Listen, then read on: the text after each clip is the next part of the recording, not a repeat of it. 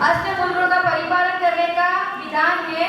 आचार्यों ने अपने को कहा है और आचार्यों की वाणी कहाँ से आई? तीर्थंकर के द्वारा, गणधरों के द्वारा रचित शास्त्रों से आगे आगे परंपरा में आचार्य ने अपने को बताया कि अष्टभुजों का परिपालन प्रत्येक जैनी का परम कर्तव्य है और वो कंपलसरी है। जो उस टाइम का सेमिनार था उसमें जो आपको बताया गया था मध्य मास मधु और 5 उदंबर फल त्याग, यानी शराब का त्याग, मांस का त्याग, मधु यानी शहद का त्याग और 5 उदंबर फल त्याग में अपन खाली अंजीर खाते हैं तो अंजीर का त्याग, इतना आपको बताया था। क्योंकि आप कोई भी मूवी का पार्ट 2 देखते हैं तो पहले मूवी तो याद होनी चाहिए ना कि पहले मूवी में क्या किया। तो ऐसे ही पहले सेमिनार में क्या देखा था उसका समराइज अपन 5 मिनट्स में करेंगे। तो शराब अपने को पीनी नहीं है और अपने को त्याग करना है। अब आपको लगेगा त्याग करने से क्या फायदा होता है माता जी, हम तो पीते ही नहीं। तो उसका डिसएडवांटेज ये है कि आप कॉलेज में पढ़ने गए, आपके फ्रेंड ने आपको फोर्स किया, तो जब आपका त्याग नहीं तो आपको वो पिला सकता है। लेकिन कोई चीज आप में you have taken the resolution or oath for quitting something, it means what? You are not touching it. Am I right or wrong? If you are doing the resolution or oath, what is त्याग and नियम? It is nothing but oath and resolution. So that oath and resolution keeps you away from the bad habits. आचार्य ने जो अपने को अष्टभुजों का परिपालन करने का बताया है वो सब बैड हैबिट्स। क्या है? Bad habits. और व्यसन भी उसी में अगर संदर्भित करेंगे तो पूरी आदतों को बैड हैबिट्स को क्या कहते हैं? बस व्यसन। वो किसी भी चीज का हो सकता है। आचार्य ने तो 7 व्यसन बताए अपने को। कौन से 7 बताए? जुआ खेलना, दारू पीना, शराब पीना, मांस खाना, परस्त्री सेवन, वेश्यागमन, चोरी करना और शिकार खेलना। ये 7 आपको क्या बताए? सप्त व्यसन। पर अभी जो प्रथा चल रही है उसमें बहुत सारे और भी बैड हैबिट्स हो सकते हैं। यानी किसी भी चीज की आपकी आदत, पूरी आदत है तो वो क्या कहलाएगा? व्यसन। और उसको कैसे छोड़ेंगे वो आज के सेमिनार में आपको एथिक्स ऑफ जैनिज्म में बताया जाएगा। तो हमने देखा था कि शराब पीने से 7 टाइप्स ऑफ कैंसर होते हैं। कितने types of? 7 types of cancer. And that's why science of विज्ञान, मेडिकल साइंस, गवर्नमेंट, समाज और धर्म सभी लोगों ने शराब पीने को ना बोला है। अब आज वरिष्ठ व्यक्ति बहुत बैठे हुए हैं तो वरिष्ठ व्यक्तियों से मेरा एक निवेदन है कि अपने जैन समाज की जब शादी वगैरह होती है तो ये प्लान होना चाहिए कि उसमें शराब खुलेआम नहीं पी जाए। जिसकी आदत है वो कमरे में पिए तो फिर भी ठीक लगता है। लेकिन जैन समाज की शादियों में अगर स्टॉल लगते हैं ना तो अच्छी बात नहीं, क्योंकि अपन बच्चों को एक तरफ से मना कर रहे हैं और शादियों में स्टॉल रखते हैं तो that is not a good. तो आप लोग उसमें थोड़ा चिंतन करें। आपको कोई आइडियाज चाहिए तो आप आको हमको मिले, हमारे पास बहुत आइडियाज हैं। आपको किस तरह से ऐसी सिचुएशन को हैंडल करना ये हम आपको बहुत सारी चीजें एडवाइस दे सकते हैं। लेकिन आपको ये चीज का एक फर्स्ट स्टेप लेना चाहिए, क्योंकि जैन समाज ऐसी समाज है कि पहले कोर्ट में उनसे हाथ लगवा के शास्त्र के सौगंध नहीं करवाए जाते। उनको पता था कि जैन लोग सत्य ही बोलेंगे। इतनी अपनी एक वर्चस्व था जैन धर्म का, लेकिन वो वर्चस्व को आज हमने खो दिया है, क्योंकि हमने कोई भी रिचुअल्स को, जैन धर्म के कोई भी पहलू को हमने रखा ही नहीं। हम हर चीज में नीचे उतर गए, हर स्टेप में कहाँ उतर गए? नीचे उतर। तो ये हमको ध्यान रखना है। मांस हमको खाना ही नहीं है, कोई खाता भी नहीं है। अंडे भी नहीं खाना है, क्योंकि अंडे को भी आपको फैक्ट बताया था मैंने, global warming is the only reason for the slaughter houses and egg industries. है ना? ग्लोबल वार्मिंग क्या होता है? There is a small hens baby chicken are macerated कितने million? 260 billion per annum in USA. Only in USA, one country, 260 million baby chickens are macerated for egg industry.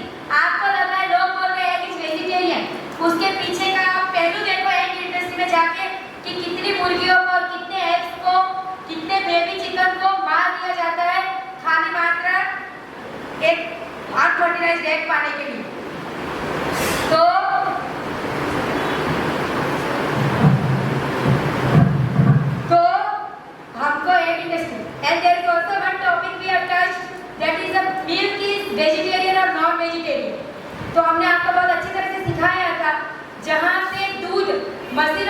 निकाला जाता है वो सब जगह पे दूध क्या है, वेजिटेरियन है। अगर दूध मशीनों से निकाला जाता है तो गायों को हेरेसमेंट होता है, उनके आंचल में अगर कोई तकलीफ है तो देखा नहीं जाता और उनको दर्द होता है। तो वहाँ पे concept of you can say animal harassment is coming and that's why the vegan people are not drinking the milk. पर इन इंडिया, अपने इंडिया देश में पहले बछड़े को दूध पिलाया जाता है, फिर अपन दूध निकालते हैं, फिर अपन वापस बछड़े को दूध पिलाते हैं। और दूध निकालना गाय के लिए भी अच्छा है, नहीं तो गाय को प्रॉब्लम हो जाती है अगर दूध नहीं निकाला जाए तो इसलिए इंडिया में गाय का दूध भी वेजिटेरियन है। और उसके बाद आपको अंजीर के बारे में मैंने बताया था कि अंजीर जो फीड है वो कैसे उसकी फ्लास्क कैविटी में कैसे बीज इंसेक्ट अंदर जाता है, मिलियंस ऑफ लार्वे और जब कुछ होता है और उसमें से फिर वापस वो बॉल्स बन जाते हैं। इसलिए अंजीर भी पूरा क्या है, नॉन वेजिटेरियन प्रोडक्ट है। दो it is a plant product, it is a non vegetarian product. अब अपने मन में एक प्रश्न उठना चाहिए कि तीर्थंकर भगवान के पास न तो माइक्रोस्कोप था न कुछ भी था, फिर भी उनके पास इतनी सारा नॉलेज था कि उन्होंने एंशिएंट टाइम में मिलियंस या सबो आदिनाथ भगवान को हुए कितने साल हो गए बोला था लास्ट टाइम, किसको याद है? 10⁻²23 यस, मेरे भी नहीं पढ़ा है बेटा, मुझे याद है सबका। 10⁻²23 इयर्स अगो आदिनाथ भगवान हो गए और वो आदिनाथ भगवान के पहले अनंतानंद 24 हो गए। तो इससे पहले जैन धर्म ने बता दिया है कि ऐसे फलों में जीव होते हैं तो वो फल नहीं खाने। इसलिए आपका जो प्रश्न है दिमाग में कि हम जैन धर्म को क्यों ऐसा मानते हैं कि सर्वोच्च धर्म है, क्यों पुराना मानते हैं, सबसे पुराना क्यों मानते हैं, तो you can check the history of Jainism and all other religious history and you will get the answer कि आपकी मम्मी क्यों बोलते हैं कि जैन धर्म बहुत पुराना है। मम्मी जो जो बोलती है उनका गूगल किया करो और AI है ना, तो पता चलेगा आपको कि मम्मी सही बोल रही है कि नहीं बोल रही। और मम्मी के पास आंसर नहीं मिले तो मैं हूँ यहाँ पे जितने दिन मेरे पास आ जाएगा, ठीक है? तो आपके सब प्रॉब्लम का सॉल्यूशन आ जाएगा। अब आज हम दूसरा टॉपिक टच करने जा रहे हैं, साइंस एंड जैनिज्म पार्ट 2। अब जब हम अष्टगुरुओं का परिपालन करने के लिए समर्थ हो गए हैं, बहुत बच्चों ने नियम लिए थे, उनको आज गिफ्ट भी दी जाएगी। और बड़ों को भी जिसके अष्टगुरुओं का परिपालन आपने गुरुमुख से नहीं लिया हुआ है वो सब माता जी के पास जाके अपना नियम रिन्यू करवाने, क्योंकि गुरुमुख से जो नियम लिया जाता है उसका फल अनंत गुना हो जाता है। आप अकेले मंदिर में जाके नियम लो और गुरु के पास नियम लेने में उसका फल अनंत गुना हो जाता है। तो जिसने अपने जीवन में अष्टगुरु का परिपालन का नियम गुरु के पास नहीं लिया है वो सब जाके गरिमावती माता जी के जाने से पहले अपना नियम रिन्यू करवाए, ठीक है? अब आज जो अपन बोलने जा रहे हैं, लास्ट टाइम मैंने बोला था कि आपको अष्टगुरु का परिपालन कंपलसरी, पर मैं अभी जो बोलने जा रही हूँ उसमें कोई कंपलसरी नहीं। आपको स्वेच्छा से इसको त्याग करना है। ये आपको इसलिए सुनाया जा रहा है कि आपको पता चले कि अपने धर्म में क्या क्या लिखा हुआ है, उसका सही साइंस के साथ क्या रिलेशन है, और कभी अपने जीवन में अपना मन बने तो अपन मन बना सकते हैं। तो आपके लिए आज कोई नियम लेना कंपलसरी नहीं, और तो फिर भी ले सकती, आपके लिए कोई कंपलसरी नहीं, सुनना अच्छे से और आपको पता होना चाहिए कि धर्म में ऐसा क्यों लिखा हुआ।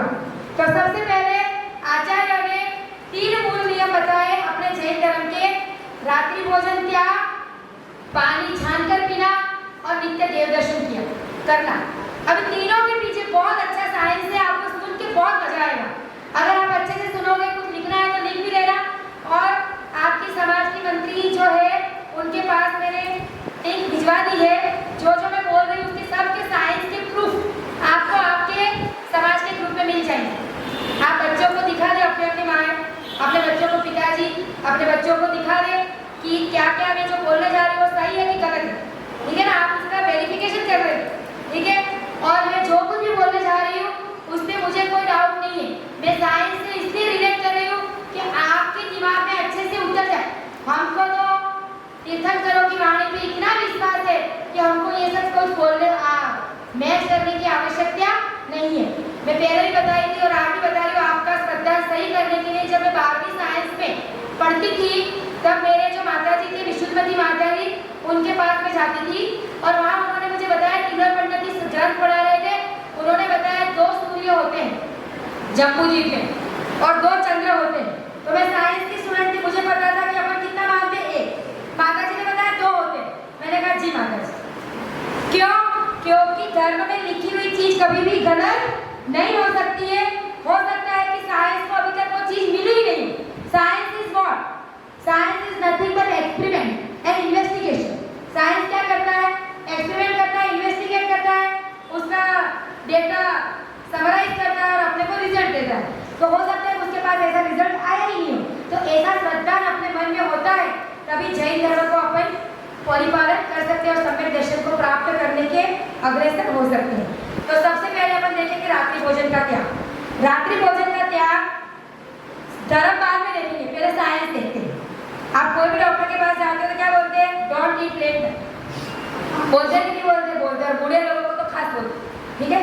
तो अब इसका साइंस क्या है वो देखते हैं अपन कि जब आप लोग सुबह उठते हो 6 बजे, 7 बजे, 8 बजे, आजकल तो 2-2 बजे उठने का भी टाइम है, उसकी बात बाद में करेंगे अपन। पहले सुबह जब उठते हैं तब क्या होता है? सनराइज। क्या होता है? सनराइज। जैसे ही सनराइज होता है अपने पेट में जो डाइजेस्टिव जूस यानी उसको बोलते हैं जठराग्नि, अग्नि है, उसका पीएच कितना है? 2। आप जो तेजाब से बाथरूम साफ करते हो ना, उसका जितना पीएच है 2, उतना ही पीएच अपने पेट में एसिड का है। उसको बोलते हैं डाइजेस्टिव जूस और उसको बोलते हैं जठराग्नि यानी जठर यानी स्टमक। और उसमें जो अग्नि प्रज्वलित हो रही है वो नित्य प्रज्वलित होती रहे तभी अपने खाना पचता है। यानी वो ऐसी अग्नि नहीं है लेकिन इतनी गर्म है। तेजाब कैसा होता है? ऐसे आग लगती है तेजाब में? नहीं लगती, लेकिन कैसा होता है? गर्म। गिरे तो क्या हो जाते हैं अपन? जल जाते। तो उसका जो डाइजेस्टिव जूस है वो एक्टिव हो जाते हैं और अपन जो भी खाना उस टाइम में 7 to 9 में सुबह जो ब्रेकफास्ट करते हैं वो राजा जैसा होना चाहिए, तो वो ब्रेकफास्ट तुरंत अपना डाइजेस्ट हो जाता है। फिर अपन 1 से 2 बजे में वापस क्या करते हैं? Lunch. There will be always 4 to 5 hours difference between 2 meals. आप जो भी खाना खाते हो उसके बीच में कितने घंटे का टाइम होना चाहिए? 5 घंटे का। साइंस के हिसाब से कितने घंटे का? 5 घंटे। अब जब सनसेट होता है तब क्या होता है? जो आपके डाइजेस्टिव जूस है वो क्या हो जाते हैं? इनएक्टिव हो जाते हैं। कैसे हो जाते हैं? इनएक्टिव। अब आप कुछ खाना खा रहे हो तो वो खाना क्या होता है? पचता नहीं है। It is not digested but it is just decaying. उसका खाली प्रोसेस होता है और वो खाना जो मेटाबॉलिक प्रोसेस होती है उसमें जो आपका डाइजेस्टिव जूस की प्रेजेंस में जो फूड डाइजेस्ट हुआ था उसके जो न्यूट्रिएंट बनते हैं that nutrients are harmless to body and they are nutrients that utilized by body and body becomes what you can say healthy. Okay, and when the juice are inactive and that food is digested, that nutrients are harmful to body and that gives you obesity and many more diseases.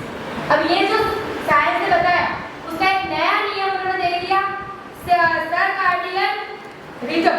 क्या दिया? Circadian rhythm यानी biological organ clock. क्या कहते हैं उसको? Biological organ clock. अपना body जो है उसमें ऐसा न्यूरो साइंस है कि उसमें हमारा शरीर में हर एक ऑर्गन की क्लींजिंग के लिए टाइम, हर एक ऑर्गन की क्लींजिंग के लिए क्या है? टाइमिंग्स है। और वो टाइमिंग्स के हिसाब से अगर अपन फॉलो करेंगे हमारी ईटिंग पैटर्न एंड अपन स्लीपिंग पैटर्न तो there will be no disease in your body. तो उसमें लिखा है रात को 1 to 3, रात को 1 से 3 के बीच में क्या होता है? लीवर। क्या होता है? लीवर का क्लींजिंग होता है, डिटॉक्सिफिकेशन, क्लींजिंग ऑफ लीवर यानी detoxification. 3 to 5 lungs, 5 to 7 bowel, large bowel. तो इसीलिए जो खाना खाते हैं उसका निहार भी होना चाहिए, इनपुट आउटपुट। तो 5 to 7 में जो लार्ज इंटेस्टाइन की बोवेल मूवमेंट होती है उसी से हमारा जो शरीर का कचरा है वो बाहर निकलता है। तो इसीलिए रेगुलर टाइम पे उठने से आपको कभी भी कॉन्स्टिपेशन नहीं होगा, क्योंकि तब आपका शरीर का कौन सा टाइम है? बोवेल मूवमेंट का टाइम है। बड़े हाथों का जो पेरिस्टाल्टिक मूवमेंट होती है ना, पेरिस्टाल्टिक मूवमेंट, वो बड़े हाथ जो होते हैं, बड़ी लार्ज इंटेस्टाइन की मैक्सिमम होती है और दैट्स व्हाई आपको कॉन्स्टिपेशन का प्रॉब्लम नहीं रहेगा अगर आप 6 बजे उठते हो तो। और ऐसे सभी टाइम है 5 to 7, 7 to 9, 1 to 11, 7 to 9, 9 to 11, 11 to 1, 1 to 3, liver आ गया, फिर हार्ट, स्मॉल इंटेस्टाइन, फिर इनमें से किडनी, सबका अपना अपना टाइम। तो आपको जब 7 to 9 शाम की हो जाती है तो 9 o'clock आपके बॉडी में जो कॉर्टिसोल हार्मोन होता है जिसको स्ट्रेस हार्मोन कहते हैं वो कम हो जाता है और आपकी बॉडी में जो पीनियल ग्लैंड है वो एक्टिव हो जाती है and along with that there is a darkness, then there is a secretion of melatonin. क्या होता है? मेलाटोनिन का सिक्रेशन होता है और after 9 o'clock there is a starting phase of sleeping. क्या होता है? किसका फेज चालू होता है? नींद का। क्या क्या हुई? 3 प्रोसेस हुई। कौन सी 3 प्रोसेस हुई? एक कॉर्टिसोल हार्मोन है जो उसको स्ट्रेस हार्मोन भी कहते हैं, जो स्टेरॉइड है उसका लेवल कम हो जाता है और पीनियल ग्लैंड है वो एक्टिव हो जाती है और अगर पीनियल ग्लैंड के साथ डार्कनेस हो जाए तो उसमें मेलाटोनिन नाम का जो तत्व है वो बॉडी में सीक्रेट होने लगता है और मेलाटोनिन जो हार्मोन है वो उसका काम क्या है? आपको सुलाना। क्या काम है? सुलाना। अब जब आप जेट लैग होता है या आप रात को खाना खाते हो, कुछ भी करते हो तो आपकी ये बायोलॉजिकल क्लॉक की जो प्रोसेस है ना वो क्या होता है? डिस्टर्ब हो जाती है। क्या हो जाती है? Disturb. And that gives you many more disease like obesity. और ओबेसिटी से रिलेटेड सभी लोग ओबेसिटी से रिलेटेड डिजीज का कौन है? डायबिटीज सबसे पहला, ओबेसिटी इंड्यूस्ड डायबिटीज सबसे पहला, फिर obesity induced diabetes, cardiac stroke, heart attack, cholesterol, even आपकी बायोलॉजिकल क्लॉक जो सर्काडियन रिदम है अगर वो डिस्टर्ब होती है तो आपको कैंसर जैसे रोग भी हो सकते हैं। अब आपकी सर्काडियन जो क्लॉक है, बायोलॉजिकल क्लॉक बहुत एक्टिव रहती है और आपको उससे अच्छे मेंटेन कर रहे हैं तो आपकी बॉडी में जो ब्रेन के न्यूरोट्रांसमीटर्स है वो रेगुलर रहते हैं और आपका फ्रेश फूड रहता है, आपका कंसंट्रेशन बहुत अच्छा रहता है, आपको चिड़चिड़ापन या अल्जाइमर डिजीज, पार्किंसन डिजीज जैसे कोई रोगों का खतरा नहीं रहता। तो इसीलिए आपको बायोलॉजिकल क्लॉक को फॉलो करना है। तो साइंस के हिसाब से आपको रात को खाना नहीं खाना है। क्या करना है? रात को खाना नहीं खाना है। अब धर्म क्या कहता है? आप लोग सब आते हो अभी जब भी ऐसा मौसम होता है कि बारिश नहीं और गर्मी तो आप जब भी सभी रोड पे जो पोल होते हैं, लाइट पोल, उसमें क्या होते हैं? मिलियंस ऑफ इंसेक्ट्स होते हैं ना, पंख वाले बहुत सारे हो जाते हैं। घर में भी लाइटें बंद करनी पड़ती है ना। तो कब होते हैं वो? रात को नहीं, जब सनसेट हो गया और अंधेरा होने को है उसी टाइम। जब अंधेरा होने को यानी as soon as the sunset starts and the UV rays from sunlight is zero and as the UV rays zero the formation of यानी production of insect is multiply. दिन में भी होता होगा थोड़ा बहुत पर बहुत। तो सुबह सनराइज होता है तब यूवी रेज होते हैं, सनराइज होता है उसमें क्या होता है? UV rays. और यूवी रेज में इतनी ताकत होती है कि वो ज्यादातर इंसेक्ट्स का प्रोडक्शन नहीं होने देता और रात जब होने लगती है, शाम के बाद रात, तब यूवी रेज नहीं होते हैं और उसमें क्या हो जाता है? जीवों की उत्पत्ति बहुत हो जाती है। इसीलिए आचार्य ने कहा है कि रात में भोजन नहीं करना। अब इससे बहुत सारे लेवल है। रात में चौविया, आप लोग चौविया बोलते हो यानी चारों प्रकार का आहार का क्या? उसको क्या बोलते हैं? चौविया। जिसको पानी की छूट होती है उसको जो समाज है, ओसवाल समाज, पैगंबर समाज और हमारे गुजरात में भी उसको चौविया, चारों प्रकार के आहार के आगे क्या बोलते हैं? चौविया। और पानी के अलावा 3 प्रकार के आहार का क्या है? उसको क्या बोलेंगे? तेलिया। क्या बोलेंगे? तेलिया। और खाली आपको अनाज का रात्रि में त्याग है तो रात्रि भोजन त्याग। क्या बोलेंगे? रात्रि भोजन त्याग यानी अन्न की वस्तुएं रात में नहीं खाएंगे। अब आपके बहुत सारे लेवल हैं।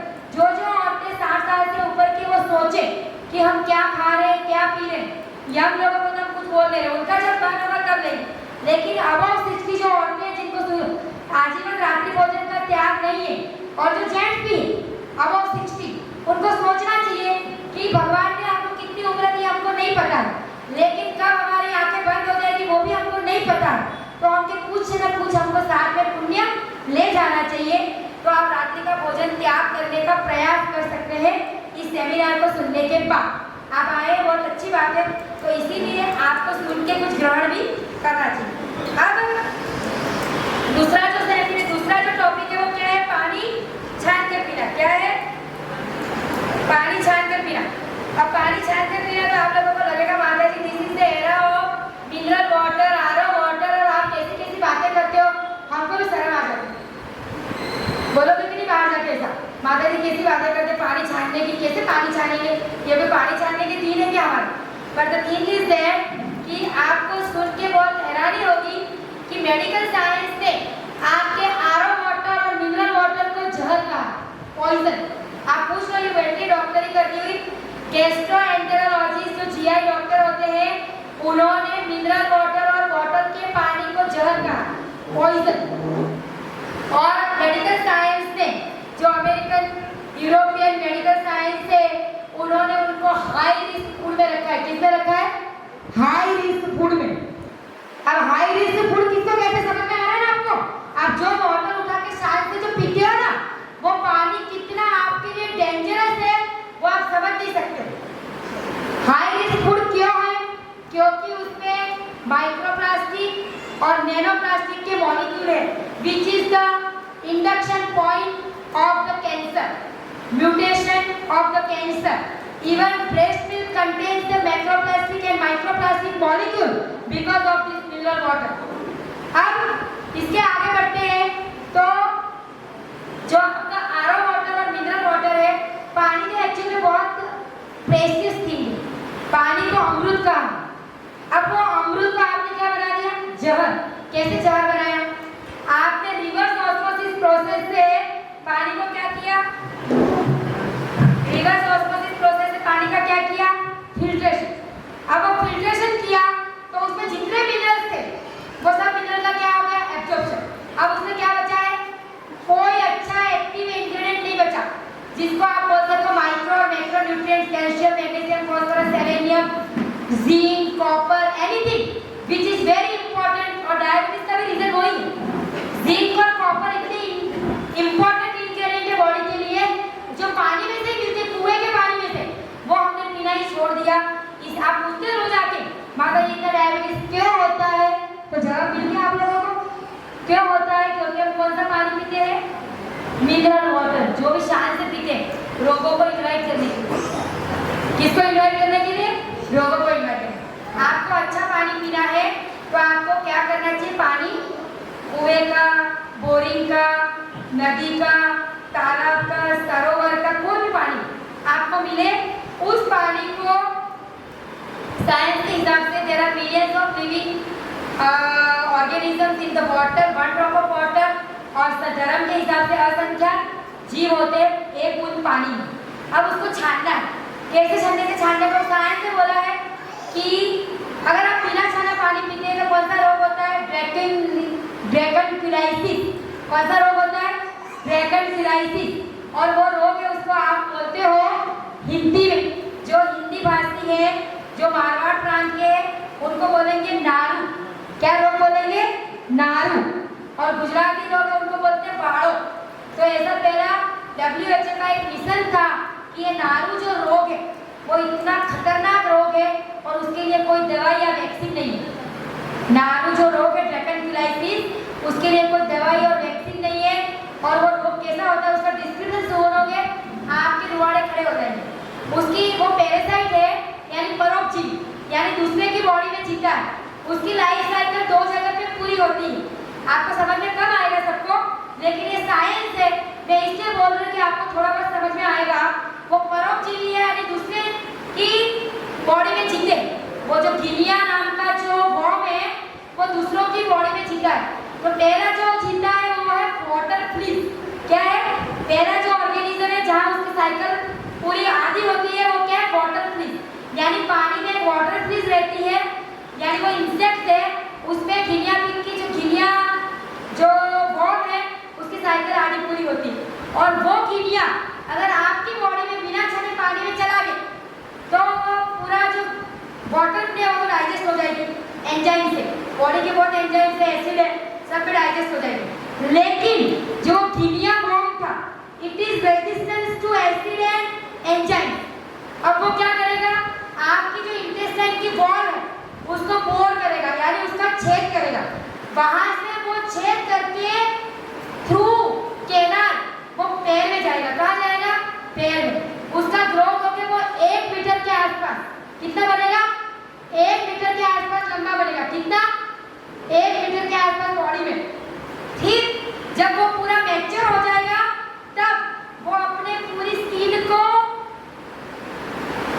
जला लेगा और आपको इतना बड़ा फोड़ा होगा। क्या होगा? फोड़ा। अब उसके साथ फीवर, वॉमिटिंग सब कुछ होगा, क्योंकि इतना बड़ा फोड़ा होने से तो इन्फेक्शन हो गया ना। अब डॉक्टर को पता चलेगा, आप लोगों को पता नहीं चलेगा, आपको फोड़े की दवाई करते रहेंगे। वो फोड़ा जो है वो फूटेगा और उसमें से उसका मुंह बाहर आएगा। वो जो वॉर्म है ना, गिनिया वॉर्म, उसका वॉर्म अब वो बाहर आएगा। वो एक दिन में नहीं निकलेगा, उसको निकलने में 15 दिन लगेंगे। कितने दिन? 15 दिन। तब तक वो व्यक्ति इतना दुख पाता है जिसकी लिमिट नहीं। अब आपने जब आरओ का वाटर और मिनरल वाटर पी लिया तो अब ये एक रोग से आपको मुक्ति मिल गई। क्यों? क्योंकि ये रोग अब भारत में इरेडिकेटेड हो गया या इरेडिकेट होने की उसमें WHO is now no more interfering with this disease, है ना। तो ये जो रोग है कितना भयानक है कि WHO को भारत में आके अरबों रुपयों का इन्वेस्टमेंट करके आपको सिखाना पड़ा कि पानी छान के पियो। जो हमारा बेसिक प्रिंसिपल है जैन धर्म का, वो पूरी दुनिया को सिखाना पड़ा कि पानी छान के पीना है। समझो, हमें फॉलो नहीं करते। अब आप पानी छान के पीते हो तो पानी कैसे छानना चाहिए? पानी का जो छन्ना होता है वो डबल होना चाहिए, डबल होना चाहिए। और वो जो छन्ना है उसको आपको दिखाएंगे अभी सेमिनार के बाद। वो छन्ने में सनलाइट पास नहीं होनी चाहिए, है ना। और आपका जो बर्तन है उससे 4-4 अंगुल बड़ा होना चाहिए। उससे पानी छानो और पानी को छानने के बाद वो छन्ना उठाओ, उसका जो पानी है उसको छने पानी से वापस जहाँ से पानी भरा है उसमें डाल दो। ये धर्म कहता है, उसको बोलते हैं जीवाणु। क्या बोलते हैं? पीछानी या जीवाणु बोलते हो ना। तो उस छन्ने को उसी पानी। तो धर्म का लक्ष्य तो क्या है? जीवों को बचाना। लेकिन साइंस का लक्ष्य क्या है? रोगों से बचना। अब आपके छन्ने में जो आपने पानी छाना ना, उसमें आपके कितने सारे किडनी को डैमेज करने वाले मिनरल्स भी निकल जाते हैं। समझ में आ गया? आप लोगों को लगता है आरओ का वाटर पी रहे तो हमारी किडनी सेफ है। किडनी सेफ नहीं है। आपको लगता है हम पानी छान के पी रहे तो हमको इन्फेक्शन नहीं होगा, स्टमक इन्फेक्शन। बिल्कुल गलत। आरओ का पानी पीने से आप एक भी रोग से प्रोटेक्टेड नहीं है। आप जितने रोग से प्रोटेक्टेड है ना, 2-3 रोग से, उससे ज़्यादा 1000 ऑफ रोगों को आप इन्वाइट कर रहे हो। समझ में आ रहा है आपको? आपको सही प्रोसेस से पानी पीना है। आपको लगता है कि आपका पानी का TDS बहुत ज़्यादा है ना। TDS बोलते हैं, TDS आता है ना, आरओ वाला बोलता है 1600 TDS, 30 TDS, 30 TDS। वही तो सब भ्रम आपके दिमाग में घूमते हैं और इसीलिए तो आरओ का पानी पिया जाता है। उनका मशीन चलेगा कैसे? ये सब आपको सिखाएंगे नहीं तो उनका मशीन चलेगा कैसे, उनका बिजनेस कैसे चलेगा? तो वो TDS को दूर करने के लिए आपको जो धर्म ने सिखाया, पानी को 48 मिनट के अंदर अंदर क्या करना है? बॉईल करना है। तो अपने आप पानी कैसा हो गया? प्रासुक हो गया। अब वो पानी को ठंडा कर लो अच्छे से। उसके नीचे क्या बैठ जाएंगे? सभी जो गलत मिनरल्स है, ज़्यादा मिनरल्स है, जो एक्स्ट्रा मिनरल्स है, फ्लोराइड वगैरह सब क्या हो जाएंगे? नीचे बैठ जाएंगे। अब आपका पानी वापस आप दूसरे बर्तन में निकाल के उसको मटकी में भर के ठंडा करके पियो। आपके लिए वो पानी क्या है? अमृत। क्या है? अमृत। और गैस्ट्रोएंटेरोलॉजिस्ट के लिए भी क्या है? अमृत। अगर आप ऐसा पानी पियोगे, आप सोचो साधु संत आपके सामने ही, हम गुवाहाटी से बिहार करके कहाँ आए? सिलचर। हमको लगे 40 दिन। कितने देर लगे हमको? 40 दिन। 40 दिन तक हमने हर एक दिन कौन सा पानी पिया? नया पानी। कौन सा पानी पिया? नया पानी। और हमको क्यों तकलीफ नहीं हुई? क्योंकि हम साइंस को भी, जो आपका साइंस कह रहा है वो भी फॉलो कर रहे हैं। और हमारा धर्म तो हमारे सिर पे है कि हम पानी को छान के 48 मिनट के अंदर अंदर उसको बॉईल करके और उसको ठंडा करके पीते हैं। तो आपको कोई भी रोग, इन्फेक्शन जैसा कोई रोग आपकी बॉडी में नहीं होगा और उसके बाद आप ओबेसिटी और बहुत सारे रोगों से बच जाओगे। क्योंकि पॉइजन के नहीं जाने से तो आपको बहुत सारे रोगों से बचना ही है। और ये स्लो पॉइजन है। क्या है ये? Slow poison. आप बोलते हैं हमारे सबको कैंसर क्यों हो रहा है, सबको ये क्यों हो रहा है, तो हमारा खान पान बिगड़ गया। खाली 2% लोग ऐसे हैं जिनको सात्विक भोजन करने के बाद भी कैंसर जैसे रोग हो रहे हैं कर्म के वजह से। बाकी जिसको कैंसर हो रहा है उसमें 98% लोग ऐसे हैं जिनकी लाइफस्टाइल, बायोलॉजिकल क्लॉक सब कुछ डिस्ट्रक्टेड है। ज़्यादातर लोग तो कौन है? व्यसन वाले।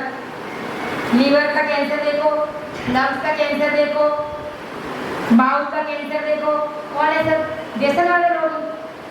और उनको आप पूछो कि इसको हो गया तो क्या है, उनका एग्जाम्पल क्या होता है? वो पी रहा है, उसको तो कुछ नहीं हुआ। जिनको हो गया वो नहीं गिनाएगा, जिसको नहीं हुआ उसको दिखाएगा। पर ये नहीं समझ रहा है कि चांसेस ऑफ कैंसर विद व्यसन, bad habit is rising like hell. बहुत तेजी से बढ़ता है आपके चांसेस।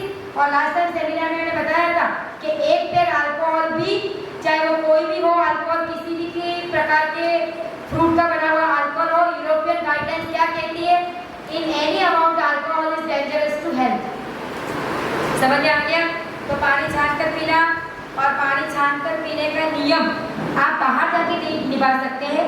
घर में जो महिलाएं खाना बनाती है वो पानी छान के अपना एक बड़ा भगोना लो, उसमें पानी गर्म कर दो, और पानी की फ्रिज में जो बॉटल भरते हो, मट्टी में जो पानी भरते हो, सब वो पानी भर दो। दूसरे दिन सुबह उठ के उसको गिरा दो, हो गया। एक 5-10 मिनट का काम के लिए आप कितने सारे लोगों को इन्वाइट कर रहे हैं। और प्लास्टिक के मॉलिक्यूल को रोज, छोटे से बच्चे को भी प्लास्टिक पिला रहे हैं। समझ में आ रहा है?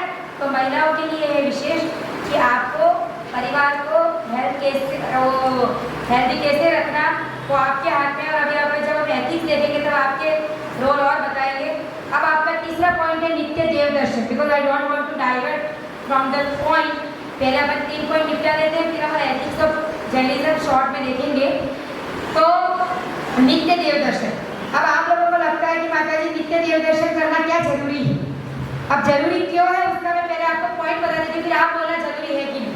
ठीक है ना? मैं आपको साइंटिफिक रीजन बता रही हूँ। मंदिर में, जैन चैत्यालय में आने से क्या फायदा होता है। ठीक है? तो आचार्य ने कहा नित्य देव दर्शन करना। जैन चैत्यालय, जिसमें चैत्य यानी प्रतिमा, चैत्यालय यानी चैत्य को जो धारण करता है वो चैत्यालय यानी मंदिर। ठीक है? अब आप मंदिर में जब जाते हो तो मंदिर is a source of positive energy, और आप जहाँ से आते हो बाहर से is the source of negative energy. अब what is negative energy and positive energy समझते हैं। Organise the thing and your mental status is peaceful, उसका मतलब पॉजिटिव एनवायरनमेंट में। And you have worries, stress, तो आप कौन से एनवायरनमेंट हो? नेगेटिव एनवायरनमेंट में। अब ये आपको अपने आप डिसाइड करना होगा कि आप कौन से एनवायरनमेंट में। आप बाहर से आते हो तो सबसे पहले आप पैर धोते हो मंदिर आने के लिए, है ना? फिर आप मंदिर में जाते हो। तो ऐसा क्यों करते हैं उसका आपको पार्ट में बात बताएंगे। पहले मंदिर में क्या पॉजिटिव एनर्जी है, कैसे आती है पॉजिटिव एनर्जी। सबसे पहले जो मंदिर में पॉजिटिव एनर्जी है उसका एक रीजन है, उसका जो गर्भगृह, कॉन्सेंट्रेटेड सेंटम, उसको बोलते हैं गर्भगृह।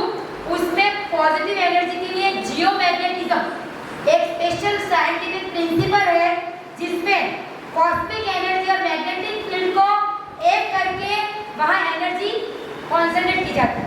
जो गर्भगृह अपना मंदिर का, कोई भी गर्भगृह होता है, कोई भी मंदिर में करो, साउथ में जाओगे तो कितने 7 किए होते हैं, फिर गर्भगृह आता है। तो इतना कॉन्सेंट्रेटिंग वहाँ पॉजिटिव एनर्जी ज़्यादा है। दूसरा है सेंसरी एंगेजमेंट। अब सेंसरी एंगेजमेंट में क्या आएगा? Ringing of bell, smell of incense, chanting of mantras, ये सब है सेंसरी एंगेजमेंट। यानी ये सब भी एक पॉजिटिव एनर्जी का रीजन है। तीसरा क्या है? Conductive cord. आपकी जो मूर्ति रखी जाती है उस मूर्ति के नीचे copper plate, mercury, gold, silver वगैरह सब कुछ नीचे रखा जाता है, उसके ऊपर मूर्ति रखी जाती है। क्यों?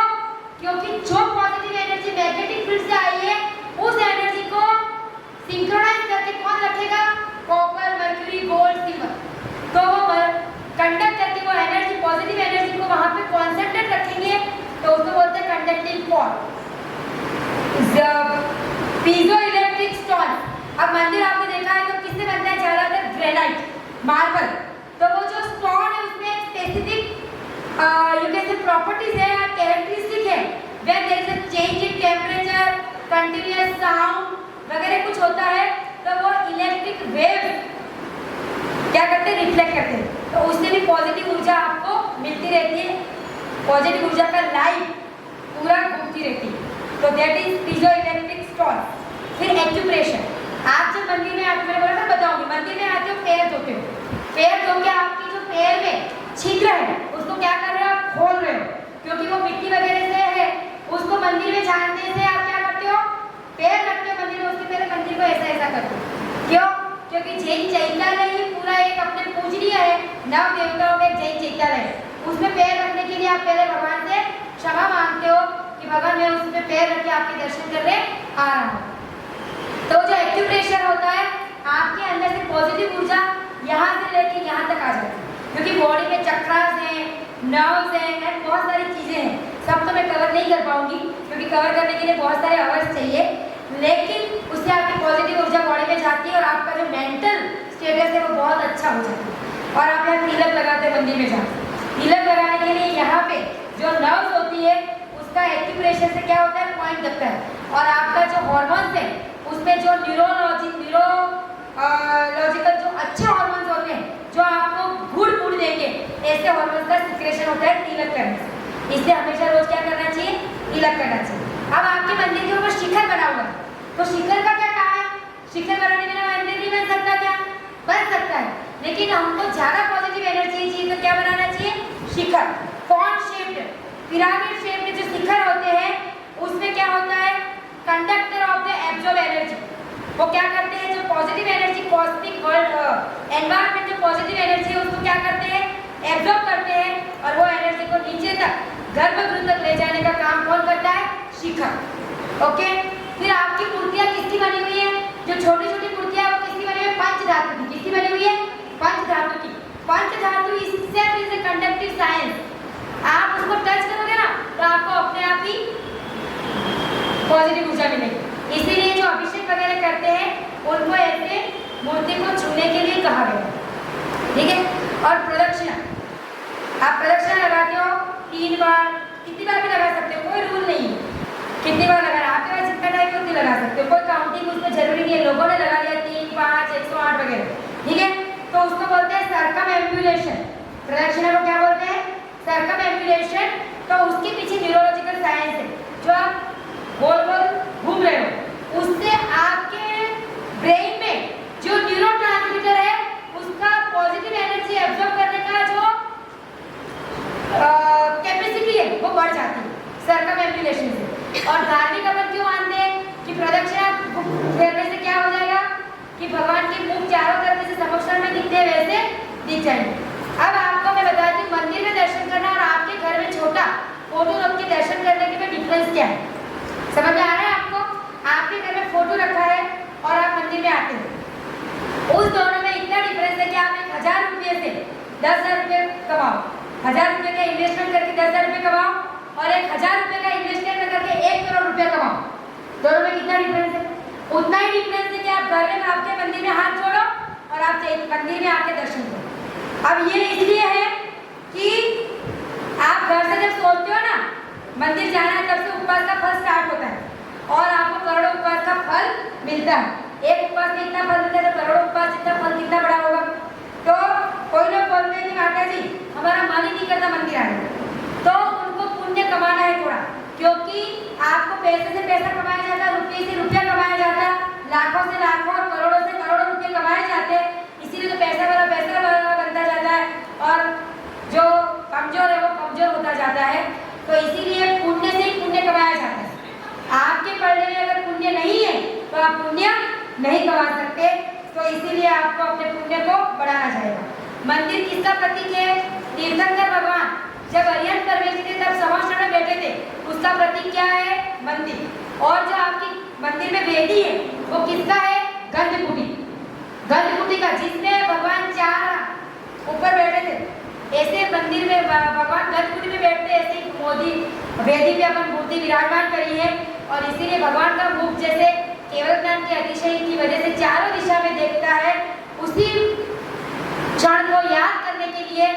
चारों तरफ प्रदक्षिणा देके भगवान का मुख का अवलोकन करने का प्रयत्न करते हैं। अब जो ये लोग है जो व्हाट्सएप और क्या बोलते हैं पारस चैनल, झिलवाणी चैनल जो लोग देखते हैं उसमें कोई ऐसा मैसेज आ रहे हैं कि प्रदक्षिणा करने से पीछे हाथ नहीं लगाना, पीछे नेगेटिव ऊर्जा होती है। तो ऐसा कोई कारण नहीं, मंदिर का एक भी ऐसा पार्ट नहीं है जहाँ नेगेटिव ऊर्जा, समझ में आ गया? इसलिए कभी ऐसा नहीं सोचता कि मंदिर के पीछे नेगेटिव ऊर्जा होती है। ठीक है, ये हो गया आपके 3 पॉइंट, नित्य देव दर्शन, पानी छानकर पीना और रात्रि में भोजन नहीं करना। अब अपन आपके पास कितना टाइम है ये बता दो, 15 मिनट या आधा घंटा? बैठोगे आधा घंटे तक तो पूरा कर देते हैं, नहीं तो फिर मैं थोड़ा पॉइंट बता के फिर नेक्स्ट टाइम करेंगे, क्योंकि पॉइंट वाइज जाएंगे तो मजा आएगा, नहीं तो वजन नहीं आएगा। ठीक है, अब एथिक्स लास्ट टाइम बताया था मैंने, ethics, what is ethics? Your moral responsibility is ethics. Ethics क्या होता है? मोरल रिस्पांसिबिलिटी, यानी मेडिकल साइंस के खुद के एथिक्स है, फार्मास्यूटिकल साइंस के एथिक्स है, ऐसे सभी फील्ड के एथिक्स होते हैं। ऐसे जैन धर्म में अपन ने जन्म लिया, भारत में जन्म लेने वाले नागरिक के भी एथिक्स होते हैं। आप बोलते राइट एंड ड्यूटीज, हमारे हक होते हैं ना, देश में हमको ये देना ही चाहिए, पानी देना चाहिए, इलेक्ट्रिक देना चाहिए, गैस देना चाहिए, सब देना चाहिए। मोदी जी से मांगते रहते हैं ना कि हमारा राइट है, क्या है? राइट। और ड्यूटीज क्या है? उसके बदले में आपको ड्यूटीज निभानी पड़ती है, तो आपको गुड सिविलियन बनना पड़ता है। क्या बनना पड़ता है? Good civilian. तो वो होता है फर्ज। तो आपकी नैतिक जवाबदारियां आप अपने आप समझ के जो करते हैं उसको एथिक्स कहते हैं। और ऐसे जैन धर्म के एथिक्स में अपन आज 5 पॉइंट को कवर करेंगे। How to escape yourself from the bad habits, what to eat and how to eat, when to get married and whom to get married, what to wear and how to behave, and what is good for and what is bad for your soul। ऐसे 5 point को अपन cover करेंगे one by one. मैं बहुत short में ले रही हूँ, मैंने बहुत सारा कुछ प्रिपेयर किया है, लेकिन मैं सब बोलने के लिए तो मुझे 1 घंटा चाहिए था, तो मैं पूरा नहीं बोलूँगी, मैं आधा बोल रही हूँ और आपको अच्छा समझ में आएगा। और टाइम मिलेगा तो एक बार अपन जैन भवन में वापस इस एथिक्स ऑफ जैनिज्म का जो ये सेमिनार है उसको रिपीट करेंगे। वहाँ और भी लोग ज़्यादा आ सकते हैं ना, क्योंकि वहाँ नज़दीक है सब। तो आप लोगों को सबसे पहले पॉइंट बताती हूँ मैं कि कोई भी बच्चा पैदा होता है तो 5 एथिक्स की बात बता रही पहले, फिर अपन how to escape from bad habits लेंगे। तो बच्चा पैदा होता है तो उसको 45 दिन में मंदिर लिया जाता, ले जाता और उसको जैन बनाया जाता। तो हमारे जो यंगस्टर है ना, ये यंगस्टर पे बोल रहे हैं, यू आर सो ऑर्थोडॉक्स। क्या बोलते हैं? You are so orthodox that अभी मंदिर जन्म तो नहीं लिया आपने जैन धर्म में, अब जैन बनाने की क्या जरूरत है? समझ में आ रहा है ना? क्या बोलते हैं बच्चे माँ बाप को कि you are so orthodox. Orthodox यानी जुनवानी, पुराने ख्यालात वाले लोगों को बोलते हैं ऑर्थोडॉक्स। आप ही समझ लो, आपका बच्चा आपको बोले तो ऑर्थोडॉक्स, आपका बच्चा कभी ये शब्द का उपयोग करे तो समझ लेना कि बच्चा मुझे क्या बोल रहा है? पुराने ख्यालात के लोग। क्या बोल रहा है? पुराने ख्यालात के लोग। तो हमको कोई प्रॉब्लम नहीं है। हम आपको एक प्रश्न पूछ रहे हैं, जब royal family, British royal family जो है उसमें जो बच्चा पैदा होता है तो देयर इज अ सेरेमनी, बच्चे को क्रिश्चियन बनाने की सेरेमनी होती है और उसको बीबीसी वर्ल्ड पे ब्रॉडकास्ट होता है। हम ऐसा नहीं बोल रहे देखना नहीं चाहिए, मैंने भी देखा हुआ है, आप भी देखो और देखते रहो, हम इसमें मना नहीं करें, लेकिन उसको हम ताली बजा बजा के देख रहे हैं तो वो भी तो क्रिश्चियन में पैदा हुआ, उसको क्रिश्चियन बनाने की जरूरत है? आप कंपेयर करो अपने को नीचे और किसी को ऊपर और किसी को ऊपर और अपने को नीचे, इक्वल रखो, सबको इक्वल रखो। वहाँ पे क्रिश्चियन बनाने की विधि को हम ताली बजा बजा के देख रहे हैं क्योंकि वहाँ विक्टोरिया क्वीन है, रॉयल चार्ल्स प्रिंस सब कुछ है, और यहाँ पे हम मम्मी को क्या बोलते जा रहे हैं? ऑर्थोडॉक्स। तो ये सही बात नहीं है। आपको ये बात स्वीकार करनी होगी कि संस्कृति, कल्चर अपन बोलते हैं वेल कल्चर बिहेवियर अथवा वेल कल्चर पर्सनालिटी, बोलते हैं कि नहीं बोलते? What is culture? संस्कार।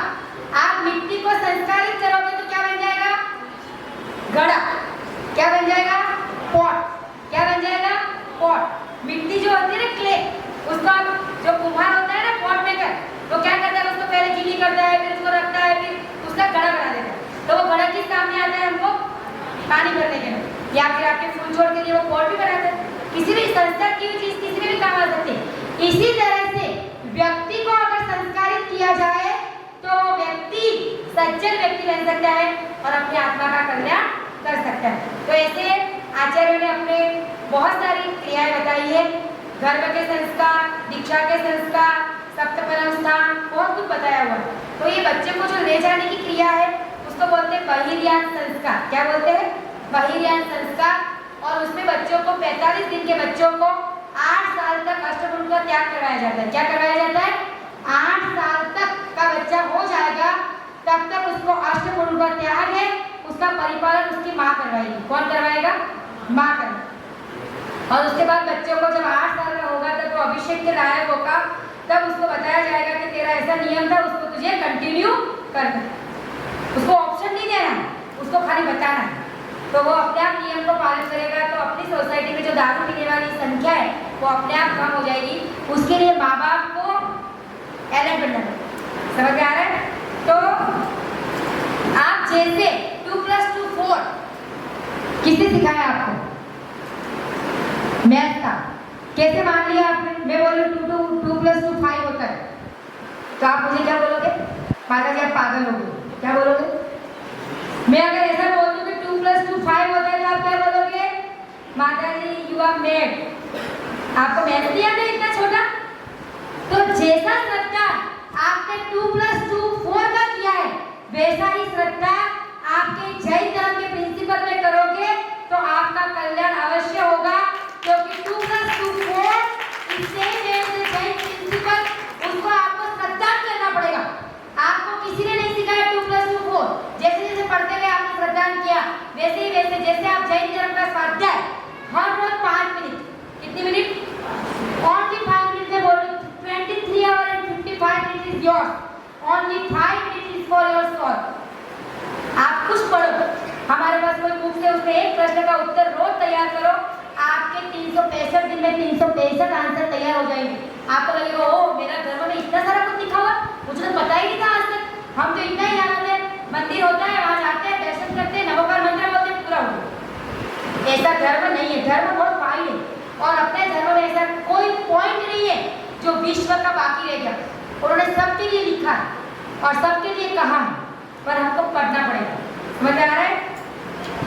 तो how to escape yourself from the bad habit, this is the point number 1 for the ethics of Jainism. आपको अपने आप से बैड हैबिट से छुड़ाना है, एस्केप, आपको उससे बचना है। और आपको लग गई बैड हैबिट तो उससे क्विट करना है। तो कैसे करोगे? There will be 2 point. 1 is auto suggestion. क्या करना है? Auto suggestion. ऑटो सजेशन किसके कहेंगे? ऑटो सजेशन मींस अपने आप को संबोधित करना। क्या ऑटो सजेशन यानी क्या? अपने आप को संबोधित करना। आप कितने भी बड़े रोग से ग्रसित हैं, आप अपने आप को मैं स्वस्थ हूँ क्या बोलना है?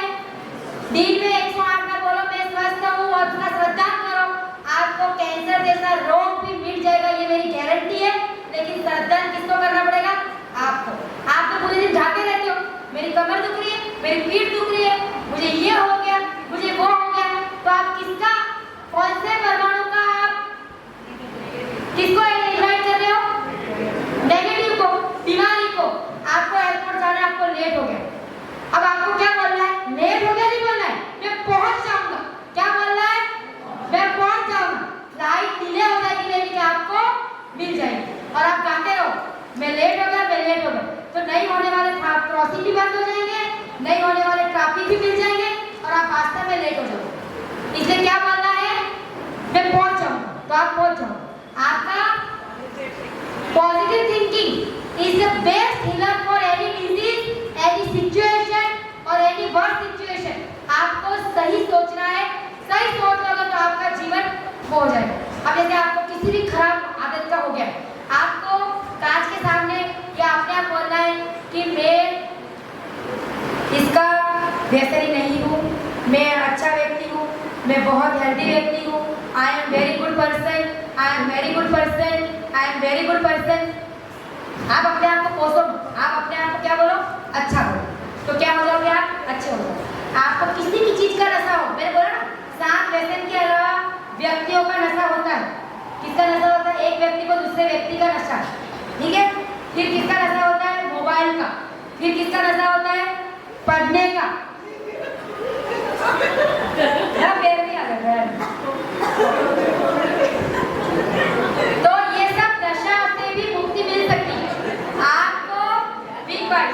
आपको अगर किसी भी व्यक्ति का नशा है, आपको एक ही टाइम में, जैसे मम्मी बेटी को ससुराल जाती है, फिर रोज 7 बजे फोन करती है। अब एक ही 7 बजे फोन नहीं करेगी तो उसको लगता है मेरा कुछ रह गया। तो ये क्या है? आदत है, और ये भी खराब आदत है। ऐसी आदत नहीं बने, क्योंकि इससे हर प्रकार का नुकसान है। वहाँ बेटी को भी नुकसान है या आपको भी नुकसान है। समझ में आ रहा है?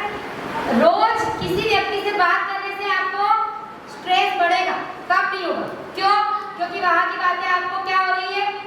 पहुँच रही है। फोन नहीं करने से तो वो बात भूल जाएगी। रोज आप हफ्ते में एक बार फोन करो तो उसको एक हफ्ते का पूरा याद रहेगा, बेटी को एक हफ्ते का पूरा याद रहेगा, तो आगे डायवर्स कम हो जाएंगे। पालने के लिए रेडी नहीं। लेकिन एक बात समझ लो, अगर आपको धर्म का परिपालन करोगे तो ही आपके परडे में पुण्य आएगा, और पुण्य ही वो भी पॉइंट आएगा, तब बताएंगे। तो पॉजिटिव और नेगेटिव एनर्जी के बारे में बता दिया मैंने आपको। तो सात्विक आहार बनाने के लिए 4 प्रकार की शुद्धि चाहिए: द्रव्य की, क्षेत्र की, काल की और भाव की। द्रव्य 3 प्रकार के होते हैं: मटीरियल, रॉ मटीरियल, कच्चा सामान, है ना। फिर दूसरा money, source of raw material क्या है? मनी। तो उसका सोर्स ऑफ इनकम अच्छा है कि बुरा है, वो भी अफेक्ट करेगा। और आपका खुद जो बनाने वाला है, खाने वाला है, वो भी तो शुद्ध चाहिए। आप तो खुद अशुद्ध है तो फिर आप क्या शुद्ध खाओगे? समझ आ रहा है? तो ये चारों प्रकार की शुद्धि होती है, उसको बोलते हैं चौका शुद्धि। और ये जो चौका शुद्धि से आप जो भोजन बनाते हैं, अपक्ष को छोड़ के, और क्या बोलते हैं, अपक्ष को छोड़ के, और दिन में तामसिक वस्तुओं को, तामसिक वस्तु किसे बोलते हैं? जो आपकी तामस गुण बढ़ाए। तामस गुण किसे कहते हैं? जो आपका गुस्सा बढ़ाए, काम विकार बढ़ाए, इंद्रियों के प्रति वासना बढ़ाए, उसको सबको तामसिक भोजन कहते हैं। कैसे भोजन कहते हैं? तामसिक भोजन। तो तामसिक आहार को और अभक्ष्य पदार्थों को छोड़ के जो शुद्ध सात्विक आहार बनाया जाता है, उसको ग्रहण करने से आपका जो परिणाम है उसमें बहुत विशुद्धि रहेगी। और वैसा आहार ग्रहण करने के लिए आपको खुद को भी पहले शुद्ध बनना पड़ेगा। अब आप भगवान की अभिषेक करते हो या गुरुओं का जब आहार चौका लगाते हो तो आप एक शुद्ध कपड़े पहनते हो। तो सबके मन में एक प्रश्न है, ये सब यंगस्टर बैठे उनको, कि ऐसा शुद्ध पहनना कौन सा जरूरी है? हम घर से भी कोई भी धोती दुपट्टा पहन के आ जाए या कोई भी कपड़ों में अभिषेक क्यों नहीं कर सकते? ऐसा प्रश्न आता है नहीं आता? आया कि नहीं? सब वक्त भी आया कि आया ना, तो उसका आपको उत्तर मिल जाएगा, ठीक है ना। तो उत्तर ये है कि जब हम भगवान, अभी हमने देखा नित्य देव दर्शन का देगा, तो भगवान के पास कौन सी एनर्जी है? Positive energy. कौन सी एनर्जी है? Positive energy. अब पॉजिटिव आपकी इलेक्ट्रिक तार, नेगेटिव और पॉजिटिव, उसको आप दोनों को टच करोगे तो क्या होगा? स्पार्कलिंग होगा कि नहीं होगा? स्पार्कलिंग होगा कि नहीं होगा? होगा। ऐसे ही मंदिर में कौन सी एनर्जी है? पॉजिटिव। अब आप कोई भी वस्त्र पहन के आ रहे हैं, कैसे भी आ रहे हैं, फिर रास्ते में आप किसी को भी छू के, मांस मच्छी कुछ भी पड़ा हुआ है, ऐसी जगह पे गाड़ी चला के कुछ भी आप करके आ रहे हैं, तो आप कैसे, आपके पास कौन सी एनर्जी है? Negative energy. कौन सी एनर्जी? नेगेटिव। तो आपके पानी और मिट्टी में गुण है कि उस चीज को अपने आप बना लेता है, यानी पॉजिटिव बना लेता है। तो कपड़े अपने धो के शुद्ध डाल दिए हैं, अब आपको पहले क्या करना होगा? अपने आप को शुद्ध करना होगा। पर आपको एक बात और बता देती हूँ, जहाँ जहाँ ऐसे नियम बने हुए हैं, मंदिर में आके आपको आपकी शुद्धि करनी है, नहाना नहीं। सब कान खोल के सुन लो। मंदिर में आके आपको क्या करना है? अपनी शुद्धि करनी है। आपको आपका फर्स्ट बार घर पे लेके आना, यहाँ आके आपको हाथ पे और 1 लोटा पानी डाल के आपके शुद्ध वस्त्र पहनने। मंदिर में घर की शुद्धि अशुद्धि निकालने से आपको दोषों का वो हो सकता है। तो आप कभी भी पहला आपका स्नान जो है, क्योंकि मंदिर में अपन गीजर का पानी यूज करके, शैम्पू यूज करके नहाएंगे तो अच्छी बात है क्या? अच्छी बात नहीं। आपको मंदिर में क्या करनी है? शुद्धि करनी है, नहाना नहीं। क्या करनी है? शुद्धि। और शुद्ध होके गीला टॉवल पहन के आप कपड़ों को छू के कपड़े पहनते हो, तब आप कैसे हो गए? पॉजिटिव एनर्जी वाले। कैसे हो गए? पॉजिटिव।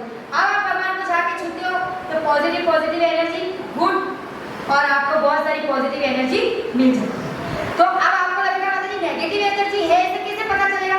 तो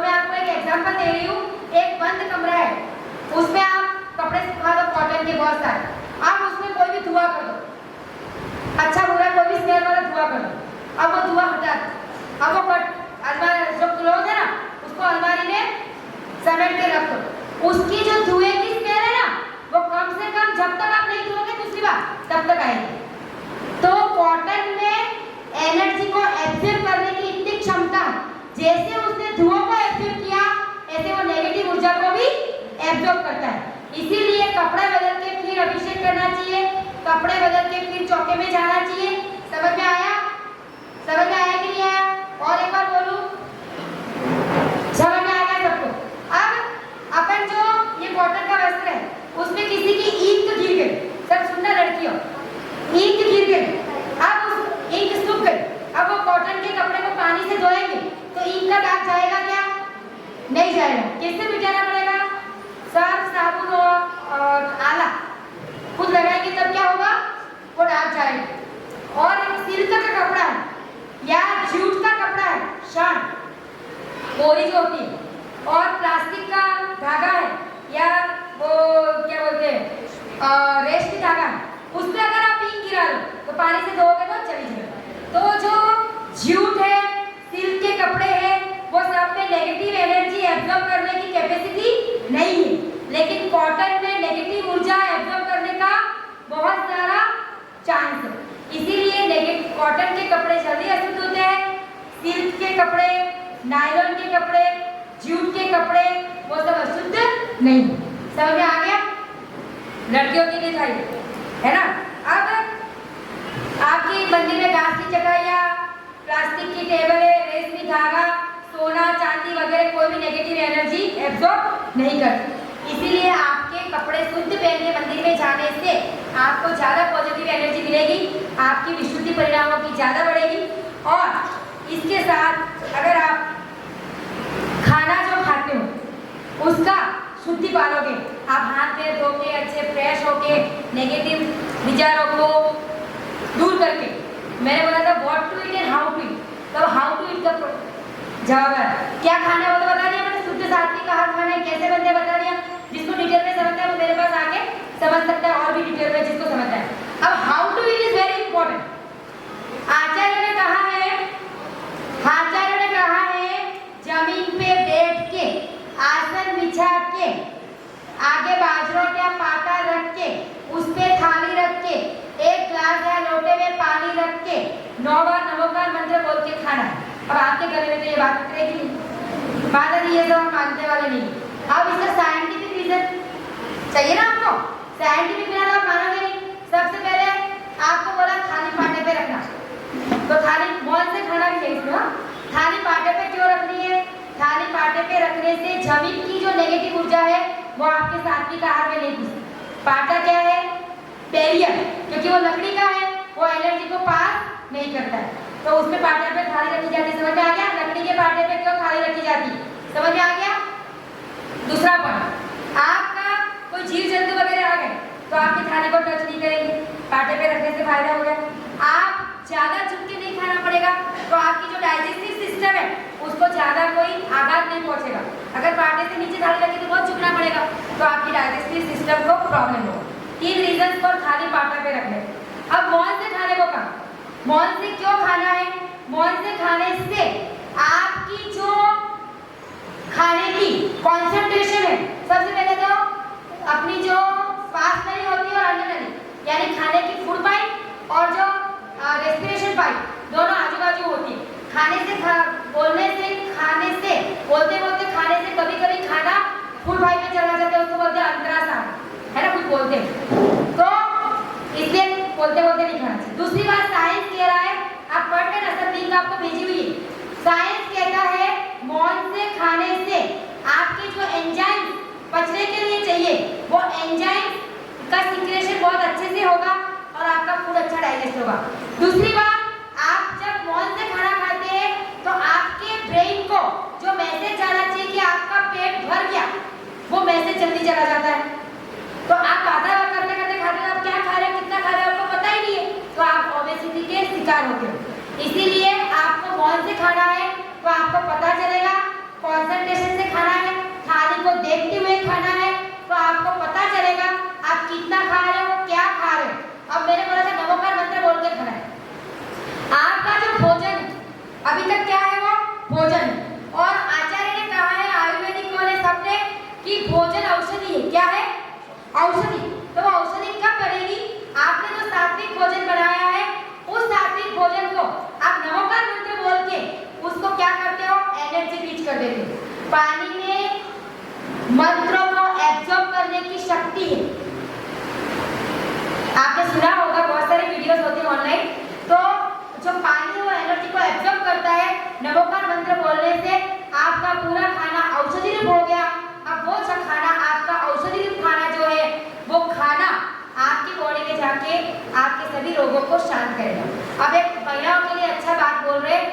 महिलाओं को हमारे गरिमावती माता जी बोलते हैं सबसे बड़ा कोई डॉक्टर है दुनिया में तो महिला है।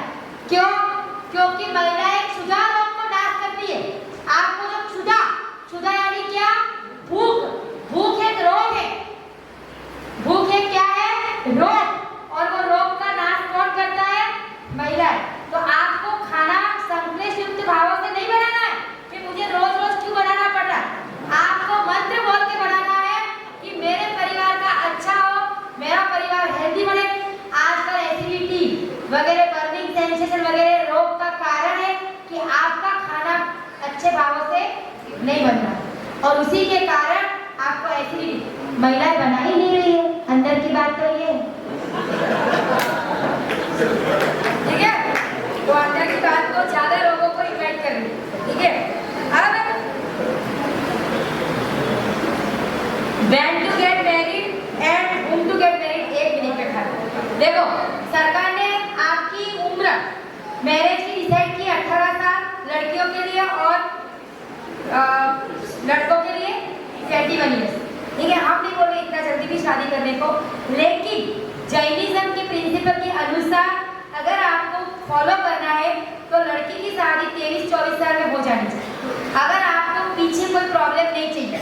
आजकल जो तलाक हो रहे उसका एक रीजन जो एक पहले बताया था, अब ये दूसरा बता रही हूँ, not the right age of marriage.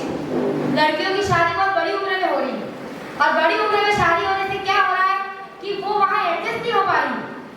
एक 23 साल की उम्र में शादी और एक 30 साल की उम्र में शादी हो, दोनों में कितना डिफरेंस? बहुत बड़ा डिफरेंस है। 30 साल की जो लड़की है उसकी शादी जब होती है तब उसको पियर का इतना रंग चढ़ा हुआ होता है कि वो ससुराल के रंग को एक्सेप्ट नहीं कर पाती। वहाँ के जो रिचुअल्स थे उस रिचुअल को छोड़ के वो पियर के छोड़ नहीं पा रही और ससुराल के एक्सेप्ट नहीं कर पा रही। उसमें उसका दोष नहीं है, दोष किसका है? माँ बाप का। पढ़ाई करने की हमको कोई मतलब नहीं, मैं खुद PhD हूँ, मैं पढ़ाई की वापस क्यों करूँगी? लेकिन एक एज होती है हर चीज की, वो एज को आपको क्या करना पड़ेगा? मानना पड़ेगा।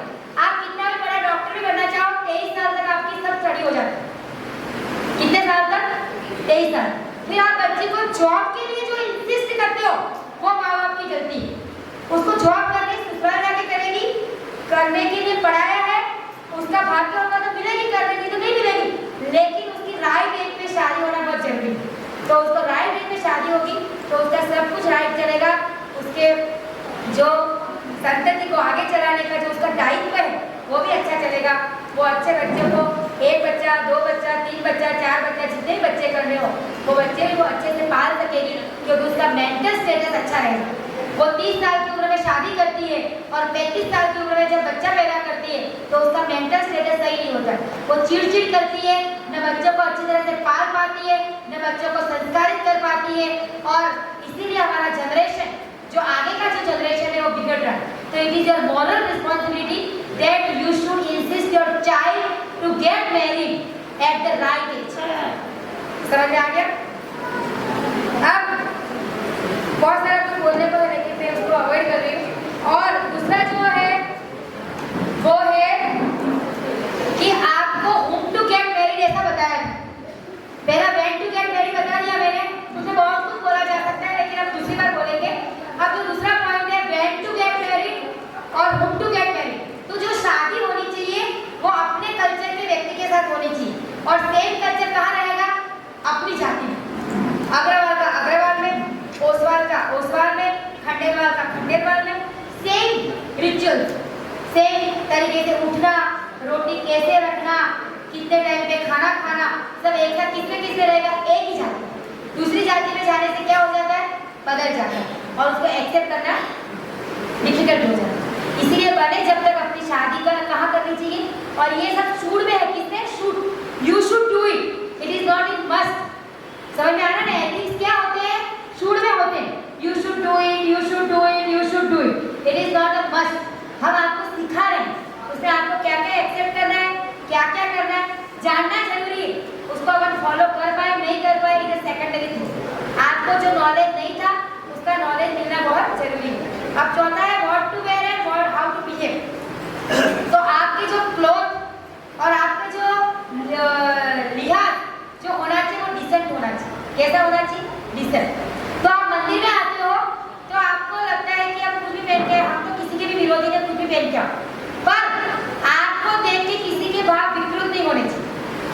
किसी के भाव में विकार होना उत्पन्न नहीं होना चाहिए। ऐसे कपड़े पहन के मंदिर में आओ, हमें कोई प्रॉब्लम नहीं। लेकिन जब मंदिर में कोई सेरेमनी है, फेस्टिवल है, तब आपको साड़ी में आना चाहिए, इन लोगों को कुर्ता पायजामा में आना चाहिए। जैसे आपके स्कूल में ड्रेस कोड है, आपकी वेस्टर्न पार्टी में ड्रेस कोड है, आपकी किटी पार्टी में ड्रेस कोड है, स्विमिंग कॉस्ट्यूम है, आपके खेलने में कोड है, ड्रेस कोड। तो सभी ड्रेस कोड को आपने एक्सेप्ट किया, तो आपको मंदिर के ड्रेस कोड को एक्सेप्ट करने में क्या तकलीफ है? आपने सभी ड्रेस कोड को एक्सेप्ट किया है, तो आपको मंदिर के ड्रेस कोड को एक्सेप्ट करने में क्या तकलीफ है? कोई तकलीफ नहीं होनी चाहिए। आपको मंदिर का ड्रेस कोड है, उसको भी एक्सेप्ट करना चाहिए। जब फेस्टिवल, कोई त्योहार है, मंदिर का सेरेमनी है, तब उसी ड्रेस में आने का पुरुषार्थ करना चाहिए। समझ आ गया? आपने देखी रामायण महाभारत मूवी, और आपने ये भी देखा है बहुत सारे पिक्चर होते हैं, मूवी होती है, उसमें जो आपके एक्टर एक्ट्रेस होते हैं वो तो खाली रोल कर रहे हैं, वो कितने घंटों तक साड़ी पहन के रखते हैं। कोई हीरोइन है आपकी दीपिका पादुकोण, उसने पिक्चर किया था पद्मिनी, क्या किया वो जो पद्मावत, उसमें कितना बड़ा बड़ा चोला कितने किलो का आता था पेपर में, न्यूज़पेपर में। तो उनको पैसा कमाने के लिए वो इतना सारा परिश्रम को पालते हैं। तो हमको तो धर्म पुण्य कमाना है, तो हम इतना परिश्रम नहीं कर सकते क्या? हम 1 घंटे तक साड़ी नहीं पहन सकते क्या? विधान में बैठने के लिए पहन सकते भी नहीं, पहन सकते, पहन सकते। पर हमने हमारा माइंडसेट नहीं बदला। हमने हमारा जब माइंडसेट बदल देंगे तो हमारी धर्म के प्रति हमारी जो रुचि है, हमारे जो भाव है, वो बहुत बदल जाएगा। समझ आ गया? तो ये हो गया आपका।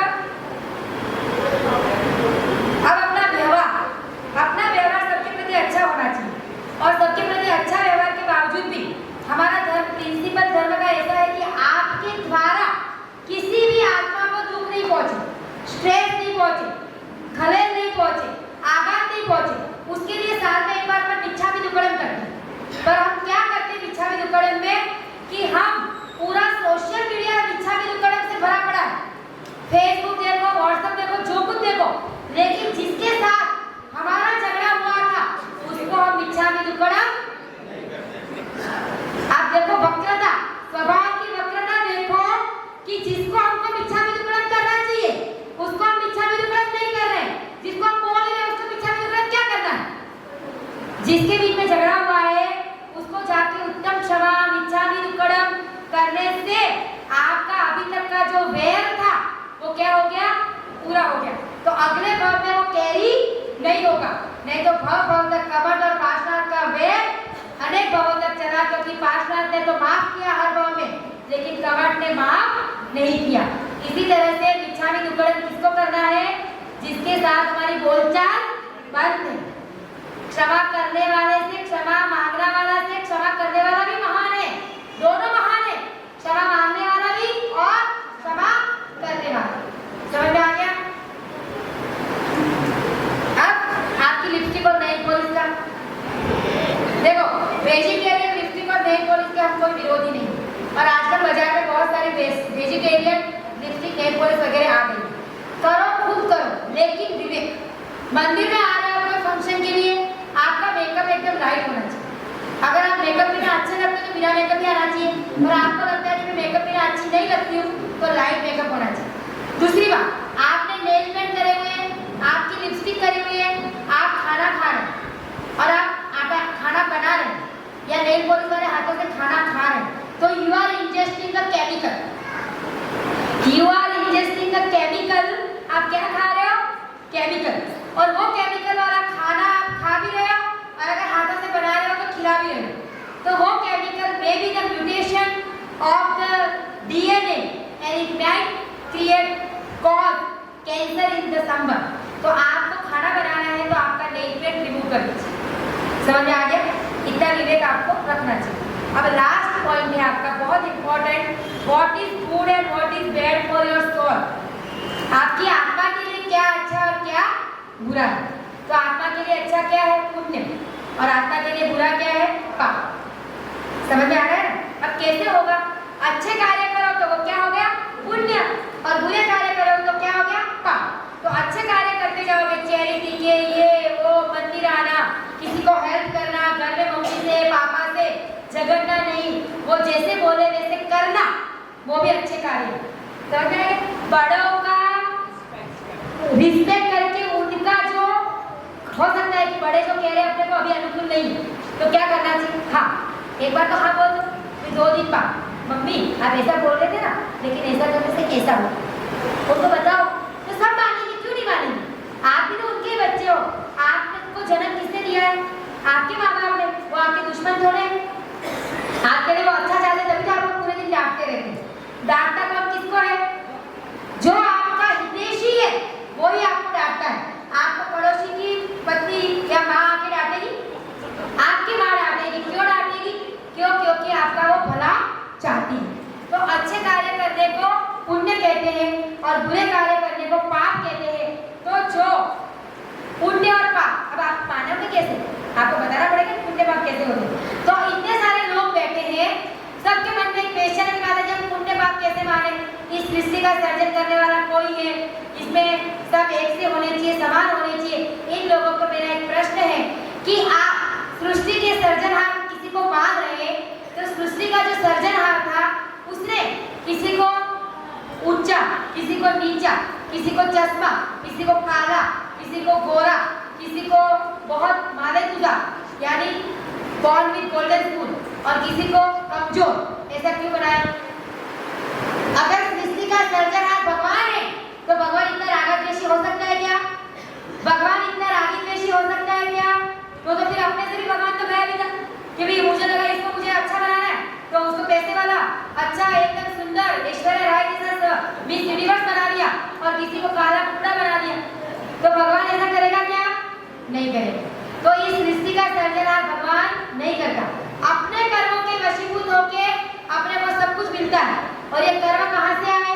आप जिसको कर्म बोलते हो, जो हमारे पुराने कर्म थे, जो अभी आत्मा लेके आई है, वो अपना भाग्य हो गया। क्या हो गया? भाग्य। और अभी जो अपने कर्म कर रहे हैं वो अगले भवों का भाग्य हो गया। अब आपको इसी भव में इस भाग्य को बदलना है तो क्या करना पड़ेगा? पुरुषार्थ करना पड़ेगा, भगवान की भक्ति, गुरुओं की भक्ति। तो आपका भाग्य पलट सकता है, ऐसा कोई कारण नहीं है। जैसे गेहूं का कोई ट्रक पूरा भरा हुआ है, गेहूं निकाल के जाओगे तो कब होते जाते हैं, ऐसे पुण्य का भी खाली होगा और पाप का भी खाली होगा। और कभी कभी गेहूं बिगड़ जाते हैं तो अपन पुरुषार्थ से गेहूं को फेंक के नए गेहूं भी तो भरते हैं। ऐसे ही भगवान की भक्ति और गुरुओं की भक्ति करने से हमारे पाप का उदय चला जाता है और पुण्य का उदय आ जाता है। तो पुण्य और पाप हमारे किए हुए पूर्वकृत कर्म है, वो किसी ने हमको न दिए हैं, न किसी का कोई ले सकता है, न किसी को कोई दे सकता है। आप प्रार्थना करते हो, प्रार्थना करो, कोई बात नहीं, प्रार्थना में बहुत ताकत है, लेकिन आप किसी की एक भी क्षण आयु बढ़ा नहीं सकते। और हाँ, अकाल मरण को जरूर रोक सकते हैं। किसी व्यक्ति का एक्सीडेंट हो गया, आप वहां से जा रहे हो, उसका बहुत सारा खून बह रहा, आपने फटाफट उठाया, एम्बुलेंस में ले गए, उसको खून मिल गया, हो सकता है उसका अकाल मरण हो, उसकी आयु पूरी नहीं हुई थी, लेकिन गलती से उसको टक्कर लग गई और उसकी नस फट गई, तो उसका अकाल में जो मरण होने वाला था वो मर सकता है। इसीलिए सबको ऐसा नहीं सोचता है कि वो उसका मौत होगा तो वो मर जाए। समझ में आया? हम ज्ञाता दृष्टा नहीं है, हम केवल ज्ञानी नहीं है, हमको ऐसा नहीं सोचना है कि जो हो रहा है वो होने दो। तो फिर अपन पुरुषार्थ और भाग्य दोनों को मानने वाले नहीं होंगे। हम अनेकांतवादी है, एकांतवादी नहीं है। अब यहाँ पे बहुत अच्छी बात हम कह रहे हैं कि एक जो लड़कियां होती है आजकल की जनरेशन की, उनकी जब शादी होती है तब ये बहू बन के आती है घर में, और उसके बाद जब भी उसका बच्चा होता है तब उसकी एक ही मुंह से सेंटेंस होता है, सब भी लड़की हो कोई भी हो, कि why I am sacrificing my career. क्या बोलती है वो? Why I am sacrificing my career, मुझे ही मेरी कैरियर क्यों सेक्रीफाइस करनी है, मेरा पति क्यों नहीं कर सकता, ये उनका प्रश्न है। तो आप होते तो क्या बोलते हैं? चॉइस ऑफ गॉड, भगवान पे छोड़ देते। लेकिन धर्म ऐसा नहीं कहता है, you are not choice of God. Choice ने आपको स्त्री नहीं बनाया है, आपके पूर्वकृत कर्मों ने आपको क्या बनाई दी है? स्त्री पर है। और बच्चा जो 9 महीने पेट में रहता है, किसके पेट में रहता है? माँ के पेट। बच्चा बाहर आके दूध किसका पीता है? माँ का। बच्चा किसकी धड़कन से चुप होता है? बच्चे को यहाँ रखते हो ना तो आप चुप हो जाते हैं, आपको अभी तक रीजन नहीं पता होगा बच्चा क्यों चुप हो रहा है। बच्चा यहाँ रखने से लेफ्ट साइड बच्चा अपनी माँ की धड़कन को जानता है, क्योंकि 9 महीने माँ की पेट में रहा है, इसलिए बच्चे को यहाँ रखने से बच्चा 1 सेकंड किसी को पता था ये बात?